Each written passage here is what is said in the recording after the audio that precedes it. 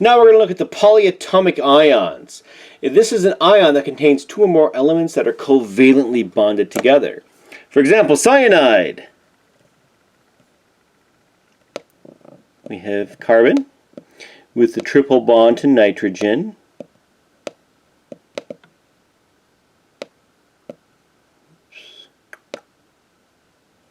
With a negative charge.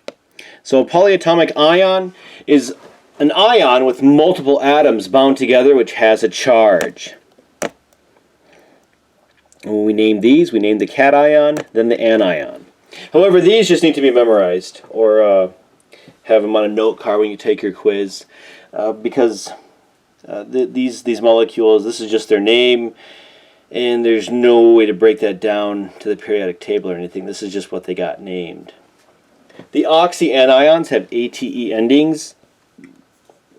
You'll notice a lot of these, like sulfate, bromate, carbonate, chlorate, chromate, nitrate, permanganate, phosphate, sulfate. You have a non-metal that's not oxygen, and then you have oxygen, and those we call the oxyanions. So the oxyanions are polyatomic ions that contain oxygen. And they often end in the suffix ate or ite, ate or ite. Ate ending compounds have one more oxygen than ite ending compounds. Then if you gain another oxygen from the ate ending, we get a prefix of per. If we lose another oxygen from the ite ending, we get a prefix of hypo. And so here we see chlorate go through the whole spectrum. If chlorate gains an oxygen, notice same charge of -1, just one extra oxygen, chlorate becomes perchlorate. If chlorate loses an oxygen, it becomes chlorite. And if it loses another oxygen, it becomes hypochlorite. And so for these ions, if you just memorize the structure of the ATE ending, chlorate, and you know this system, you know all of them. Because if you gain an oxygen, perchlorate. Lose an oxygen, chlorite. Lose another oxygen, hypochlorite. So we can apply this to sulfate. Sulfate is SO4 2-. Gain an oxygen, SO5 2-, persulfate. Lose an oxygen, SO3 2-, sulfite. Lose another oxygen, SO2 2-, hyposulfite. And we can use this system for every oxyanion. So name this compound. We have sodium. NO3 is, if we look here, we see nitrate, NO3-. So, sodium nitrate.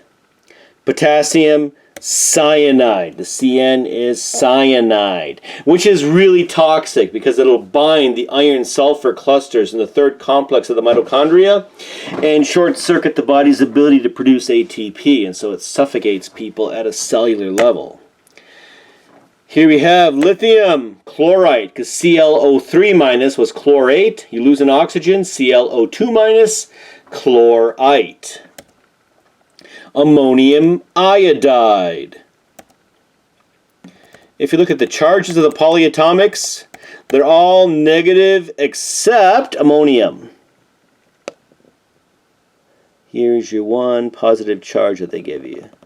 In some older books, they also use mercury 1+, because mercury 1, you always get two of them bound together.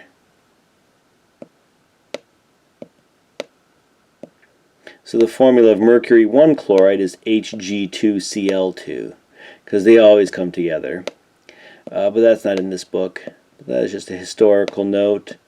And it's not something you come across often as a chemist. But still, very few polyatomics are positive. They're almost always negative. So notice everything else on this chart is negatively charged.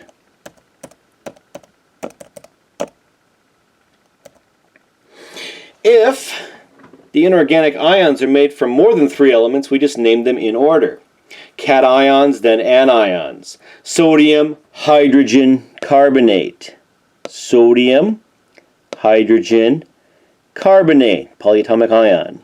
Sodium, hydrogen, sulfide. Magnesium, ammonium, phosphate. Sodium, potassium, sulfate.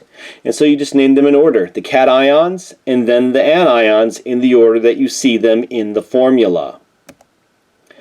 So name this compound. Well, we have potassium, then aluminum, then sulfate. Potassium, aluminum, sulfate. Name this compound. We have calcium, then we have hydrogen sulfite. Calcium, hydrogen sulfite. Acids, again, begin with hydrogen.